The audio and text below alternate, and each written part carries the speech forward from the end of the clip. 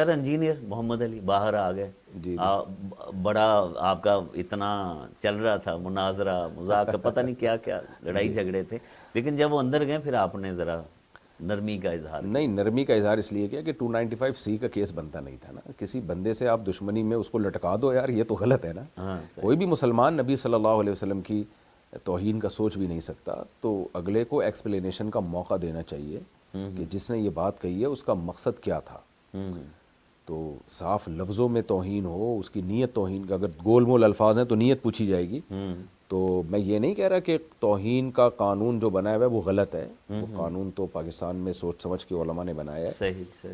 تو ناموس رسالت کی حفاظت ہم سب کا فرض ہے، لیکن کسی لا یجرمنکم شنآن قوم علی اللہ تعدلوا، قرآن کے الفاظ کتنے خوبصورت الفاظ ہیں صحیح۔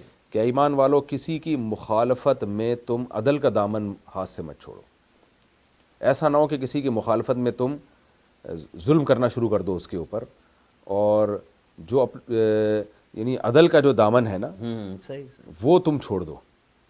تو بنوریا نے بھی فتویٰ دیا تھا کہ مرزا کے جو الفاظ تھے انجینئر مرزا کے، کہ وہ توہین کے الفاظ نہیں۔ نہیں صحیح، لیکن بہت علماء کرام خوش ہوئے ان کے جیل جانے سے۔ دیکھیں ان کے اور بہت سارے کام ایسے ہیں جس پہ کیس ہونا چاہیے تھا۔ اچھا وہ اس پہ نہیں ہوا؟ ہاں، جو مذہبی منافرت ہے، ہاں اس پہ کیس ہونا چاہیے ان پہ۔ جو ہر ریڈ وقت لائن کراس نیگیٹیوٹی کرتے ہیں، پھیلاتے رہتے ہو آپ، لوگوں کے جذبات کو مشتعل کرتے رہتے ہو، یہ مقدمہ تو ہونا یہ چاہیے۔ مقدمات تو ہونے چاہیے تھے اور ہونے چاہیے، غلط میں پھنسایا اور یہ اب جو اگر ہونے- توبہ کر لیے تو نہیں ہونے چاہیے، لیکن یہ کہ اگر سر جو واپس آئے ہیں میں نے ان کا دیکھے ہیں ولاگ، وہ وہی ہیں اسی اسٹائل میں۔ اسی اسٹائل میں۔ چلو پھر نہیں یہ ریڈ لائن کراس کرنی دیکھیں، چاہیے۔ مذہبی شخص کا جو اسٹائل ہونا چاہیے، جو شاید میرا بھی نہیں ہے، لیکن وہ ایک مہذب ہونا چاہیے۔ صحیح صحیح۔ لوگوں کی شلواریں اتارنا، لوگوں کے پجامے اتارنا، پگڑیاں اچھالنا، ہاں آپ کو کسی پہ اعتراض ہے تو آپ ایک علمی انداز سے اس کو پیش کر دیں، بس یہ کافی ہے۔ لیکن آپ کی تو سوچ ایسی نیگیٹو ہے کہ آپ نے پازیٹیوٹی میں بھی نیگیٹیوٹی کو تلاش کرنا ہے۔ وہ معین الدین چشتی رحمۃ اللہ علیہ اتنے بڑے بزرگ ہیں، وہ پوری دنیا ان کو بزرگ مانتی ہے، ان کی دینی خدمات دیکھیں، ایک جملہ ان کی زبان سے نکلا اور اس کی انہوں نے تعویل بھی کی، آپ اس تعویل کو ماننے کے لیے تیار نہیں ہو، صحیح۔ آپ ان کو کافر قرار دینے پہ تلے ہوئے ہو۔ تو جو کام حضرت معین الدین چشتی رحمۃ اللہ علیہ کے لیے آپ کر رہے تھے وہی جذباتی لوگوں نے آپ کے خلاف کر دیا، تو اب آپ رونا کس بات کا ہے؟ صحیح۔ یعنی ہم نے تو انجینئر علی مرزا کا دفاع کیا، لیکن انجینئر علی مرزا کو کہنا چاہیے کہ آپ کیوں میرا دفاع کر رہے ہو؟ اس طرح کی غلطیاں جو ماضی میں آپ کے بزرگوں سے ہوئی ہیں، تو میں نے تو ان کو پوری کوشش کی کافر اور گستاخ قرار دینے کی، تو اس حساب سے تو میں بھی بنتا ہوں۔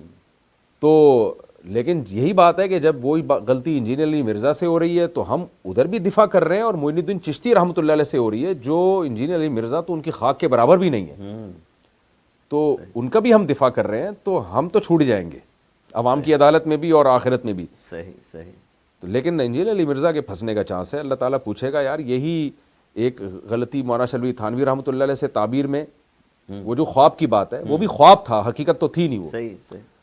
اور معین الدین چشتی رحمۃ اللہ علیہ سے بھی الفاظ کی تعبیر میں غلطی ہوئی ہے، جو انہوں نے پھر اس کی تعویل خود بھی کی کہ میرا مطلب یہ نہیں، میرا مطلب، لیکن آپ اس تعویل کو ماننے کے لیے تیار نہیں ہیں، اور آپ سے جب غلطی ہوئی ہے تو پھر آپ فتوے لیتے پھر رہے ہیں کہ یہ غلطی نہیں ہے اور میری نیت یہ تھی، میری نیت یہ ہوتی۔ تو میں تو شاید بچ جاؤں، میں تو کہوں گا اللہ ہم نے ادھر بھی دفاع کیا ادھر بھی دفاع کیا، انجینئر صاحب یہاں تو سے تو نکل گئے۔